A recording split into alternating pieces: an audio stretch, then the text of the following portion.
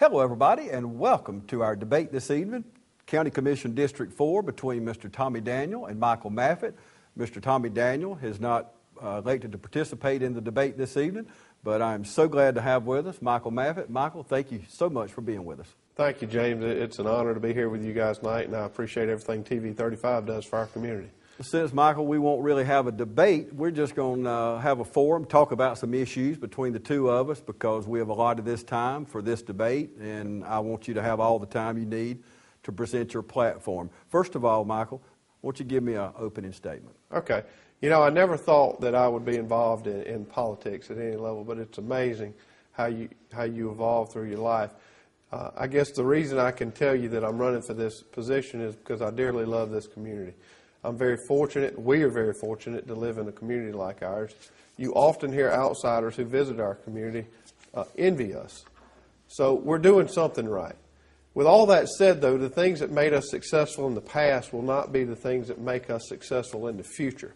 And that leads me to run for County Commissioner District 4. And the number one thing on my list is economic development. Michael, let me ask you, does party affiliation have anything to do with you being our county commissioner? I think it does, James. You know, a lot of people in this country tend to think that party affiliation divides us. I don't think that at all. I think it identifies us. Let's talk about recreation. We got a lot of questions from our viewers over the last few weeks about recreation. I've kind of combined them into one question here, but we've had a lot of cuts in recreation, and also the library has been a hot topic over the last several years. Do you think these cuts have affected our way of life in Lawrence County? I absolutely think they have affected it. And as I've been out on the campaign trail, you hear a lot of people saying the same things. Recreation is a hot button for people. The library board is a hot button for people. If you drill down into the very existence of why it is the way it is today, it's all because of the money. We're running an $18 million budget, and inside of that budget, we had a deficit last year.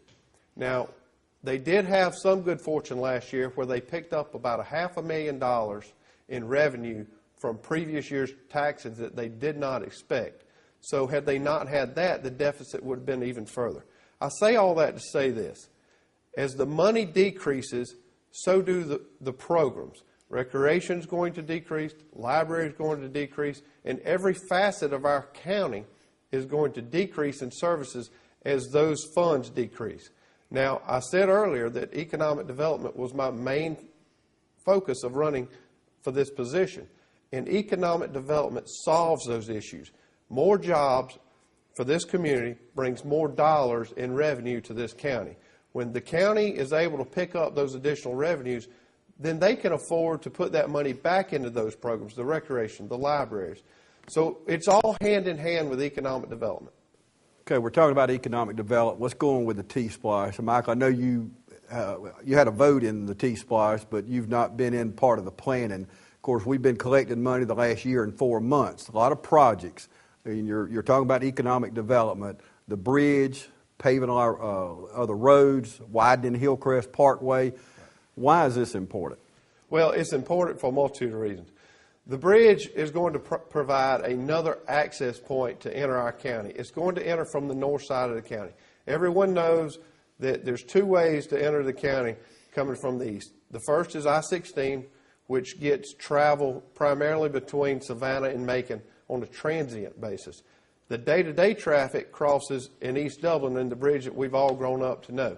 Providing another avenue across that river bridge will hopefully bring in the commerce from the northern part of the state, the Tennells, the Sandersville, Washington County area, that are probably going elsewhere. So I do think it's vital that that project takes place. Now, with all that said, we're 18 months into this project, and I firmly believe that the squeaky wheel gets oil. So we need to be champion that cause. We need to be out front. We need to be asking the state, when is this project going to take place? Okay, we've had one viewer ask about the Humane Society. Why can't we support our Lawrence County Humane Society better? It's easy. It goes back to money. It's just like I said with the library board. It's just like I said with recreation. It's all about the money. And I firmly believe that it is our county's desire, just as it would be mine, because that's where I got my pet from, that my family dearly loves. It's our desire to support that. But again, it's about the money. How can we obtain the money necessary to support the programs. And again, I keep saying this time and time again, it's all about economic development. Okay, Michael, you're the chairman of the airport board. Tell us why the airport is important to our community. The airport is very vital to our community. Many years ago, the governor set an initiative that they were going to provide adequate runway support for every town in the state of Georgia of our size. We're very fortunate to have a runway that's 6,500 feet, so it can handle most of the traffic needed. In fact, UPS does utilize our airport on days that are cloudy that they cannot utilize Swainsboro, so we do have a leg up in that. But the most important thing about our airport, it is the first thing that a prospect sees when they visit our community. The Georgia Department of Economic Development is utilizing airplanes to fly prospects around to the multiple sites within our state. And the reason they do that is because it allows them to visit many sites in a short period of time. So when that prospect gets off the plane and walks into our FBO, which is the term for our building there, that's what they see. That is the first impression that they have upon Lawrence County. So it is very important that we maintain that airport facility that we have now. Okay, next question. What is the job description of a county commissioner in Lawrence County? The job description for me, now I'm not speaking on anyone else's behalf, but the job description to me is to make Lawrence County a better place to live, work, and play. Again, we have all decided to call this our home. So it's an opportunity to me to take a step forward in a leadership role and say, hey, I want to take a vested interest in making this community better. Okay, we're going to take a quick break. We'll be back right after this.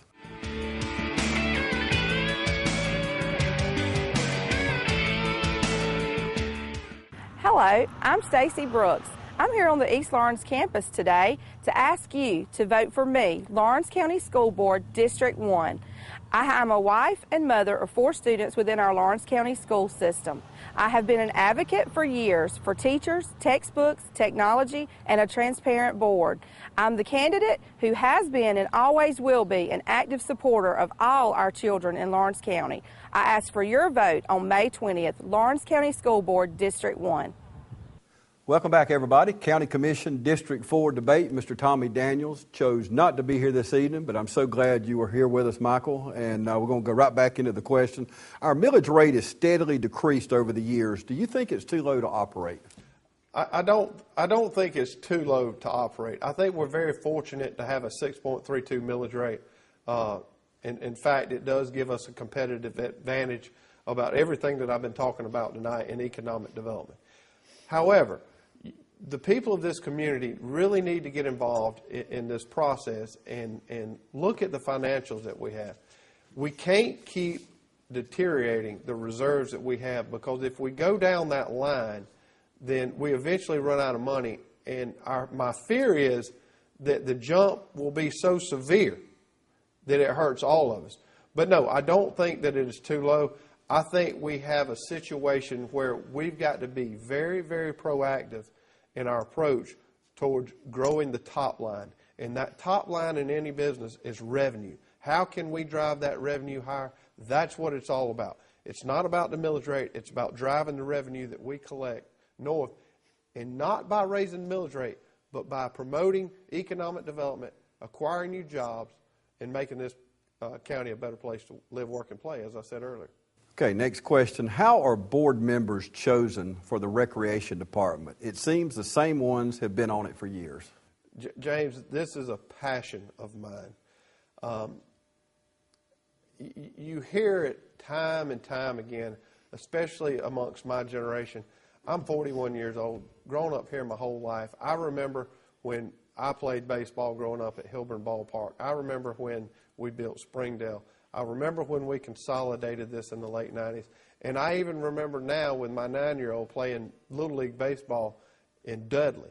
So I've seen the whole gamut of the recreation come forward. Now, I said all that to say this.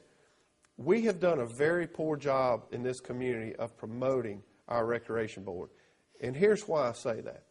That board consists of 2 county commissioners and 2 city councilmen. We need to do a service to our constituents and put our constituents in that position.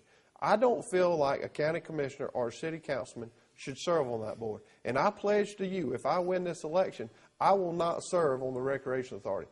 I will put someone in my district or someone in this county who has a vested interest in recreation, who's out there with the children, who has children, who understands the day in and day out issues facing the rec department.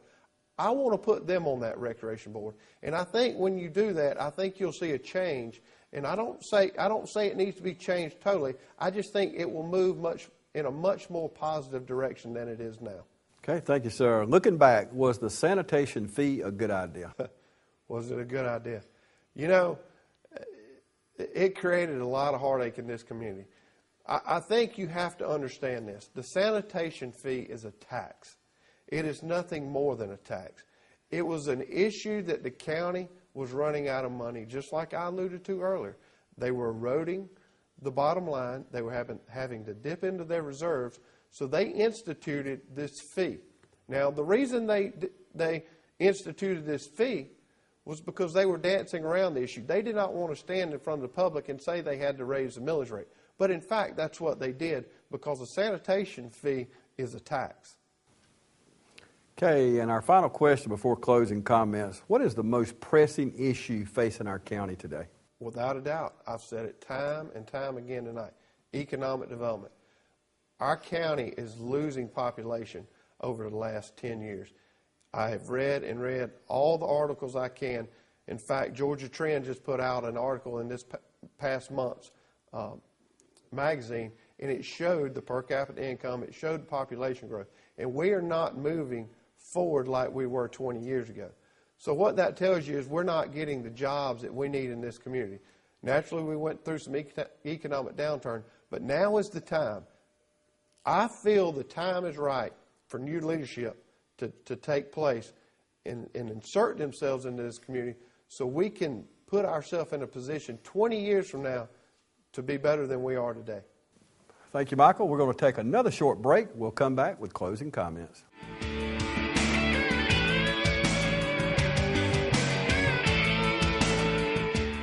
It's time to take politics out of education and make education the #1 priority. I am Brenda McCoy Hilton, candidate for Lawrence County Board of Education District 4. I am a retired teacher with 30 years' experience in the Lawrence County schools. I understand the full extent of the burden caused by the 36 furlough days in the past 5 years. I am extremely concerned about the effect of the missing instructional days. I have made a career out of putting education first by educating many of you and or your children. Vote for me, Brenda McCoy Hilton, May the 20th. Welcome back, everybody. Our closing comments, Michael Maffett. Again, thank you to TV 35 for being here. I certainly wish Mr. Tommy Daniel could have been here tonight. I think it would have really added a lot to this race. I think it would have allowed us to hear his comments along with mine. With all that said, I'm very fortunate to live in a community like ours. I'm also very fortunate to be a part of a small business that my great-grandfather started in 1902. The reason I bring that up is because it shows that perpetuation works. And perpetuation is what's going to take this county to the next level. When I arrived back into this community in 1996, I was not content with where we were. I was more interested in what we could become. And that's why I've decided to run for county commissioner, because I plan to make this county my home for the rest of my life. And I feel a calling to do my best to make this county grow. So I certainly appreciate the time that the viewers have spent listening to me talk and deliver my platform.